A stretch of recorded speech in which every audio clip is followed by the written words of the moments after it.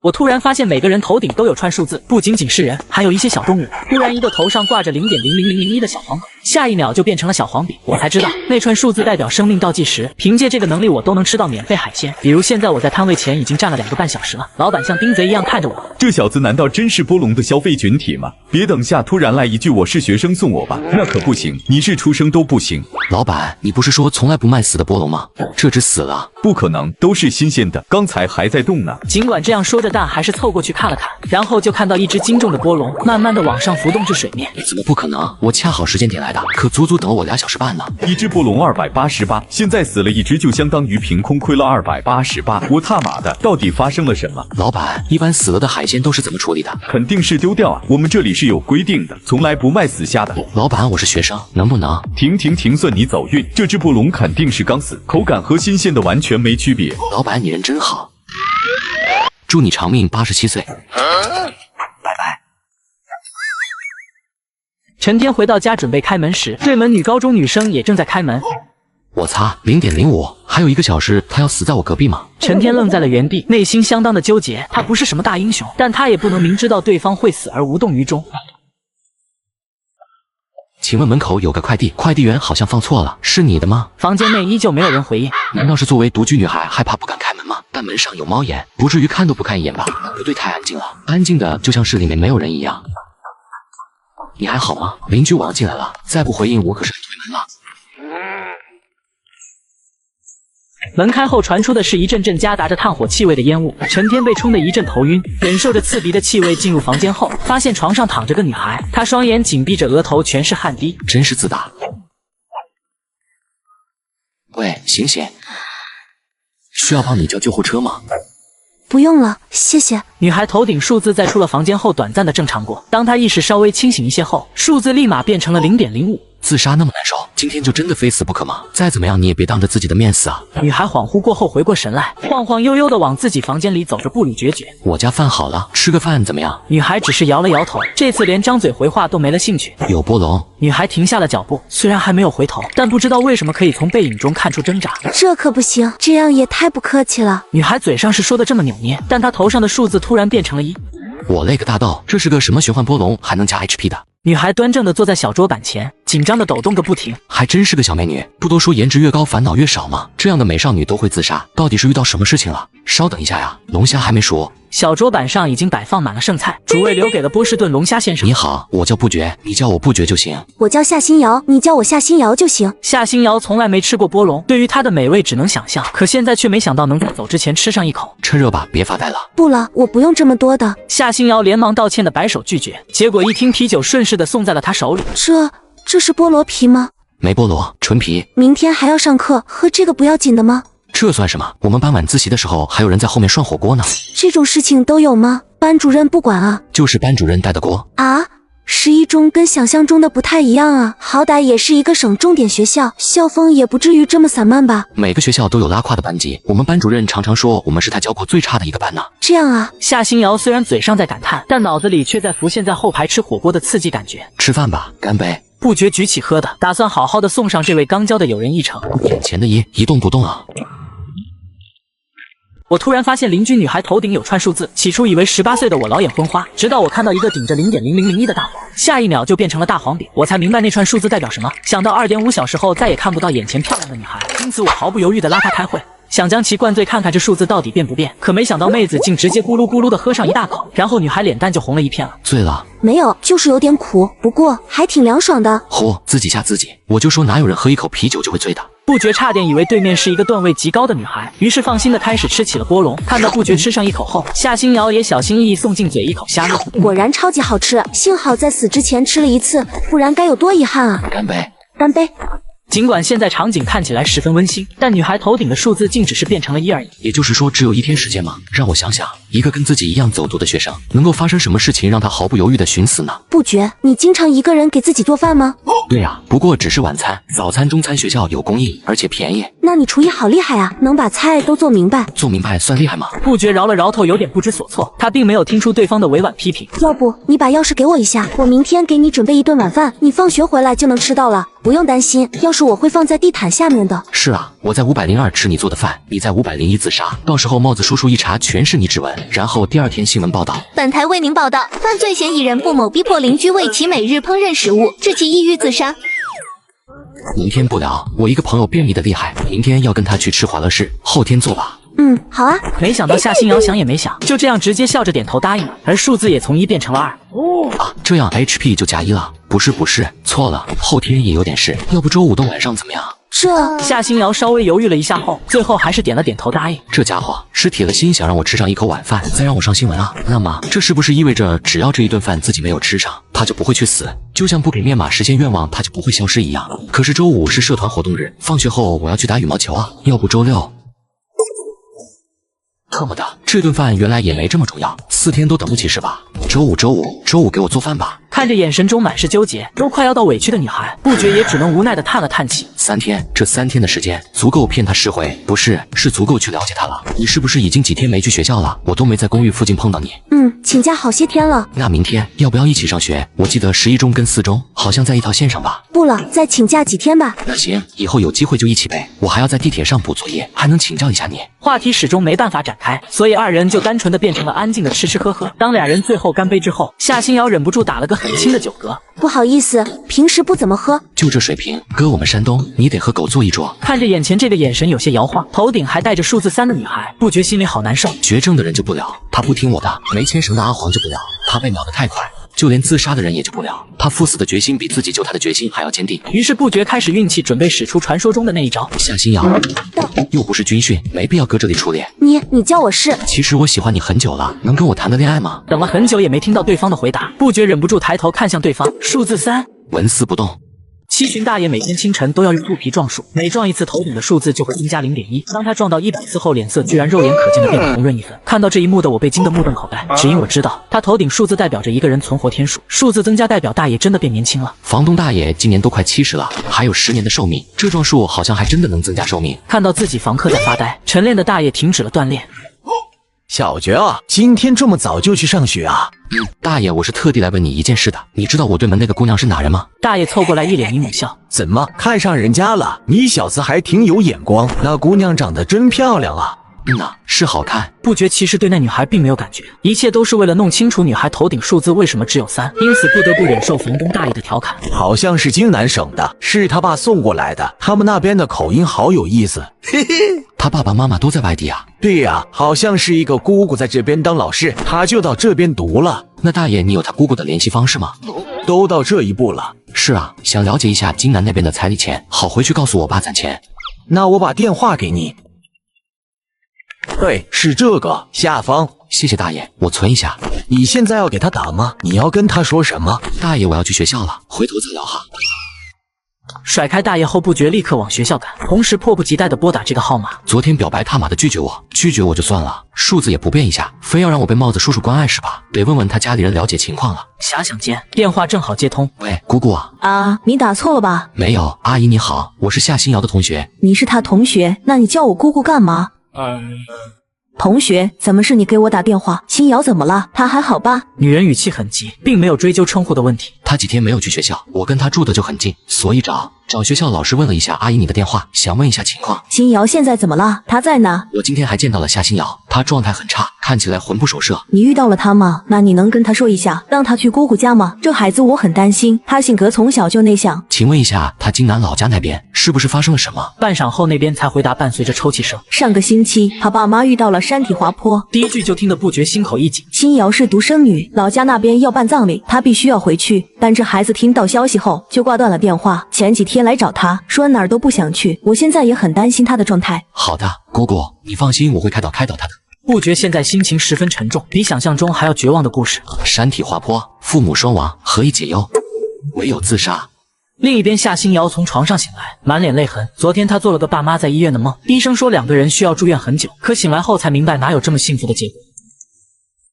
夏新瑶，你怎么不来上课啊？是不是生病了？最近的笔记我做了，你住在哪里？我给你送过去吧。这个给自己发消息的是班上坐他后排的一个男生，他能看出来这个男生喜欢他，但昨天不觉得表白。我感受不到一丝一毫的情绪，如果真有喜欢，应该不是这样的吧？随即他瞟到了桌上熄灭的炭火，昨天自杀的种种经历浮现他脑海。现在想来，昨天应该把他吓得够呛，真是对不起他呀。等我给这个家伙做完饭后再死一次吧。人死了，如果有灵魂的话，我替他看7天家吧。准备出门的时候，却没想到一盒饭出现在门口。这不是牛排鳗鱼双拼饭吗？超市柜台摆出的一款超好吃的热销产品，79块，一直舍不得买。这怎么会出现在我家门口？随后看到桌子还有一张字条和一把钥匙。是昨天没卖完的，早上半价促销，你吃一半，剩下的放冰箱里。另外，我要是放在了门口，你家门没修好，可先住我房间。看着这份双拼饭，夏新瑶口水都流了下来。不行，这是人家要吃的，我怎么能分一半？可是他说给我留一半的，那样不就成剩饭了吗？可是好想吃啊，他肯定也好想被我吃吧。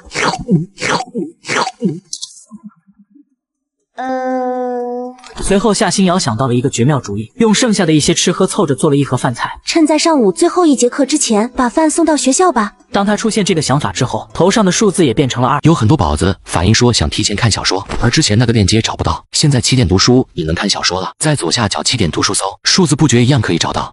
明明是封闭管理的学校，却有一个女孩偷偷的溜了进来，只为给你送一份亲自做的盒饭。然而就是这么贤惠的人，你却捂住眼睛不敢看她，只因女孩头顶有一个数字2，2代表着2天后女孩将离开人世。一想到这岌岌可危的数字，你竟一不小心将一块食物弄到对方腿上。对不起，我的。夏新瑶愣了一下，好，你的。不是的，你理解错了，我的是指我的问题，把你腿弄脏了，不要紧吧？反应过来自己理解错了，夏新瑶也尴尬的不行。太笨了，还是回去就死了算了。他这么大方的一个人，怎么会护食呢？而且还是掉到我腿上的东西，他肯定会嫌弃的。没事，3秒还能吃，掉了就算。按原价，这一块鳗鱼片值3块。这一说直接触发了夏新瑶的持家 buff， 但感觉让不觉吃掉又太难为情，所以他直接把嘴巴伸过去，从对方筷子上吃掉了鳗鱼块。不觉，你在做什么呢？我擦，怎么是班主任？完蛋，肯定被误会早恋了。在4中早恋被抓住是要全校批评的。咋了？你问我咋了？你刚才在做什么？这不觉本来成绩就差，连个破1本的分都不够，还在这里早恋，还给女生喂饭，岂有此理！莫老师不是你想的那样，这是夏新瑶，我表妹，也就是我小姨的女儿，来下海是办转学的，还没入学，所以今天没上课。她来这里也是顺带给我送饭。班主任严肃地看着女孩问道：“转到哪个学校？笑话，还在这里诓我？她可以是任何人，但绝对不是你的表妹。4中校长是谁？曾阿牛。”听到这个名字证实了对方身份后，只看重学习的老莫的表情舒展了一些，对这个女生有了一些好感。4中的学生啊，好孩子。虽然是这样，但送饭的时候可以在食堂对坐着吃，不能这样，影响很差。老师，吃完我就回去。吃完赶紧滚回班级好好学习，听到没？13332，就这样的脾气也能活70多，老莫还真是幸运。爸爸，就在这时，一个抱着一条毛茸茸小狗的女孩过来了，而此时老莫头顶数字也变了。不是，一句爸爸长了2天寿命，什么东西啊？看着这一幕，不觉下定了一个决心，以后得找一个每天让我长2天寿命的女朋友。爸爸，你吃饭了没？要趁热吃哦，不可以饿肚肚的。好，爸爸知道吃的，不会饿肚肚的。恶心心的老东西，竟然在说叠词！怎么把小白抱过来了？小白今年心情不好，我跟妈妈带他出来透透气了。看着小白头上顶着的数字7和可爱的小女孩，爱心泛滥的不觉还是提醒了一句：“师娘，我2就是兽医，我之前在他家玩了一段时间，这狗狗好像怎么了？”好了，你快去教室，还懂给狗看病了。大哥哥，小白怎么了？他是生病了吗？小女孩一脸哀求的看着不觉，眼泪都快被吓出来了。没有，狗就是有点心情不好，过几天就好了。确实，过几天就能换新狗子了。同学，你之前也遇到这种狗吗？是啊，我忘记叫什么病了，但动物得了这种的话，有很大的几率活不过1周。听到这女孩和师娘倒吸一口凉气。妈妈，我们快去宠物医院。女儿，慢点跑，别摔倒了。看到平时暴躁的老莫也有如此一面，不觉决定从其他方面入手缓和一下关系。莫老师，什么事情？说。老师，您的女儿好乖啊。老师说跟这老男人说这种话有点恶心。老师说听这小屁孩说这种话有点恶心。但是身为一位极端女儿奴，她暗爽了。好好学习，把英语提上去。说完，老莫离开去办公室，准备美滋滋吃女儿带的盒饭。老师注意表情管理，嘴巴都翘上天了，小心被邓刚调走。表哥，那我先回去了。啊，好，你刚才叫我啥？我是怕刚才那个老师听到，所以那样叫了。所以你叫了啥？夏新瑶皱了皱眉，脸蛋稍稍一鼓，完全不迎合他的恶趣味。那我就先回去了，拜拜。哎，等等，今天回去我要不要带什么菜？带一点丝瓜跟鸡蛋就行，煮汤喝。叮嘱完不觉后，夏新瑶便转身离开了。不对啊，为什么他要问我今天买什么菜？我不是后天才给他做饭吗？那今天我是不是就可以死了？从未下过厨的女孩，却为你精心准备了一顿大餐，然而你却怎么也开心不起来，只因你能看到女孩头顶有个数字0.07，你明白这实则是一场送别宴。当数字随着时间流逝而归零时，也是女孩心愿了却之时。他不会是猜到自己今天给他做完晚饭后就要自杀了吧？做的那么明显吗？今天我买了2瓶度数很低的果啤，来喝点吧。菜很丰盛，虽然分量不多，但2个人也完全够吃。这个基围虾很好吃的，谢谢。就这样平静地共用一份美味的晚餐，直到……不是，这些菜我做了一下午，你就只有这种反应吗？什么呀？煨汤的时候生怕你的小陶罐装不下一出来，就在旁边盯着站了1个小时，连动都不敢动，你知道吗？你为什么不搬个椅子？这是重点吗？哼！夏新瑶的脸都被不觉给气红了，一时间竟然不知道该怎么继续说下去。好吃啊，爱吃啊，很感激啊，这有什么问题吗？这句话出口后，对方头上原本的0.07突然变成了0.1这多出来的1个小时，不会是要把我也带走吧？不是，还新陪葬的呀。你坐好。好。夏新瑶过来开始摆弄不觉的表情，直到出现那个熟悉的假笑。对了，看到熟悉的不觉回来了，夏新瑶的眉头渐渐舒展，头上的时间也回归为了0.07。不是，合着你是临死之前放心不下我？好了，现在我问你好吃吗？不错，都是可以出去当厨子的程度了。早这样就好了吗？我还以为这饭你没胃口，吃不下去呢，吓我。你应该也看出来了，我心情有些不好。学校方面的？算是吧，前天不是让师娘去检查狗狗是否生病了吗？到现在老莫那个死傲娇也没给个回信，我现在也不确定狗子现在怎么样。因为这种事情烦恼吗？你已经是仁至义尽了，就算班主任女儿的那只小狗死了，也不能怪你啊。怪肯定是不怪，可是如果真的死了，我差点就能够救下它了呀。只要尽力了，不就心安？说到一半，夏新瑶停顿住了。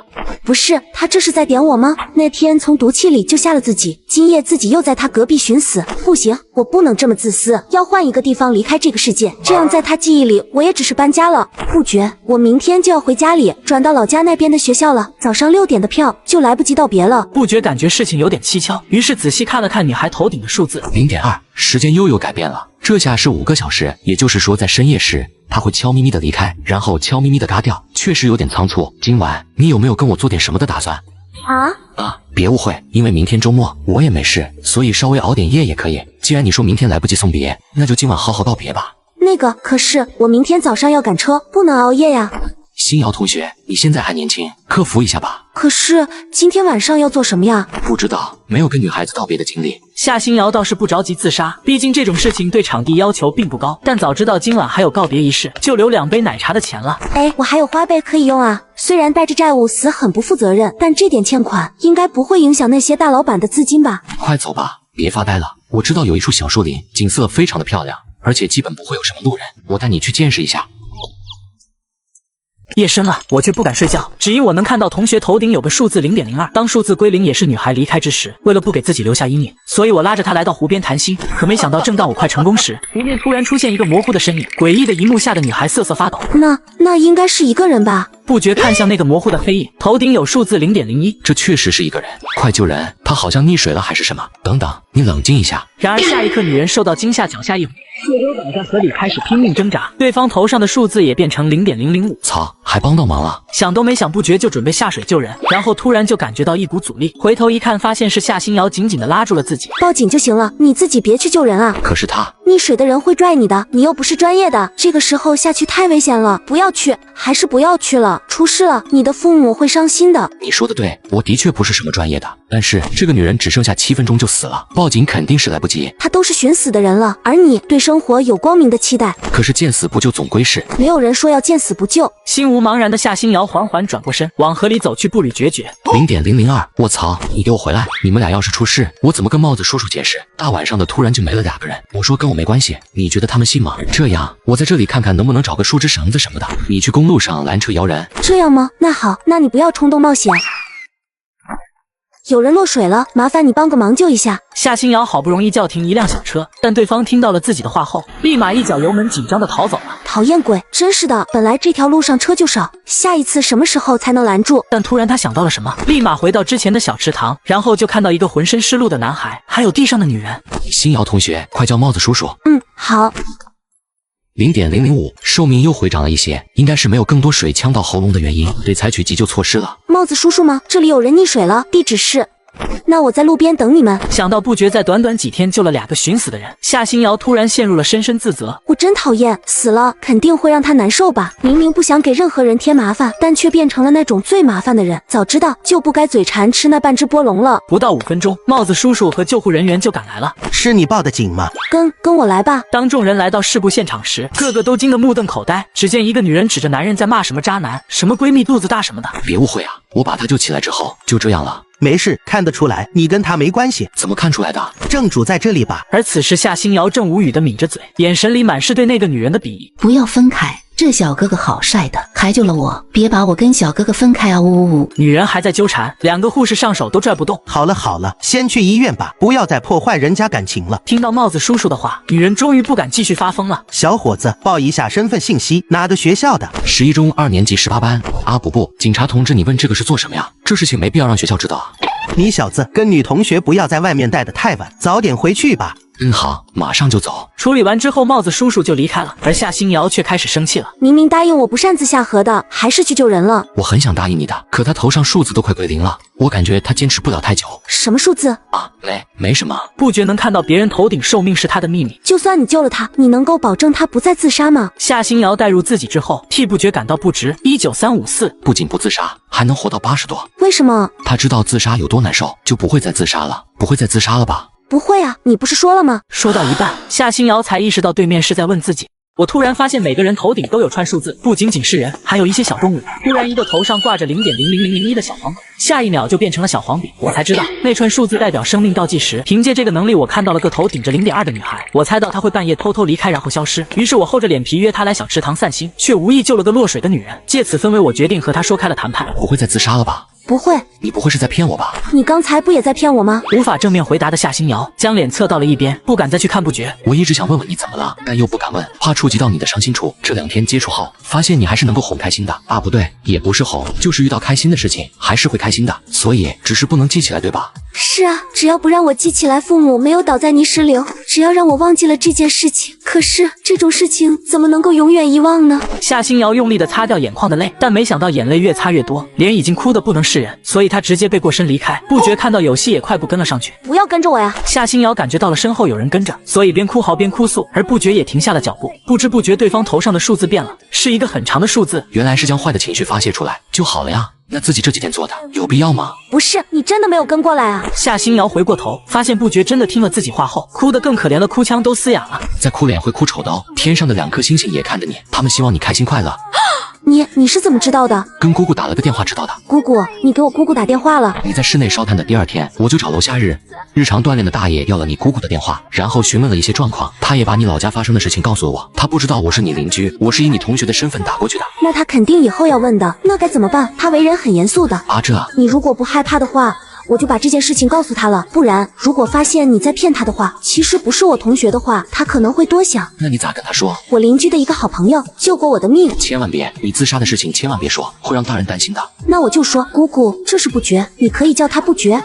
那他最好不是语文老师。你害不害怕他呀？这有什么好害怕的？他虽然是高级教师，但他又不教我，我不怕的。我的意思是，我把你介绍给他，你怕不怕？刚才还没听懂的不觉，被对方这样重复第2遍后，突然定住，陷入了一种视线无处安放的挣扎。好。什么叫好？好就是好。不觉给予了对方一个算不上解释的解释，然后就路边扫了2电动车。那到时候我就跟姑姑说，我不搬到他那边住了，还是在这个公寓这里。然后我的邻居叫不觉，就是先前给你打电话的。好。又只说了1个字，你真高冷啊！夏新瑶只觉得不觉在不说话装高手，但其实他脸早已慌张的说不出话，而被吓到的理由竟然是……那我告家长了。对了，你还记得你从河里上来的时候叫我什么吗？等一下，我往前翻1级。跟我好的朋友都叫我新瑶，要不你也叫我新瑶吧？好。电动车靠近路边景观树下的草丛时缓缓停下，正当他疑惑的去伸头看时，不觉突然抬起手，迅速的朝着下面挥了下去。呀，不是，你干嘛呀？不好意思，误伤了，看我手上。什么东西？你抓了什么东西？不会是虫子吧？徐徐的，不觉打开了掌心，一粒淡绿色的荧光像孔明灯一样缓缓升起，然后恰好在2人视线的交点振翅悬浮。这颗星星送你。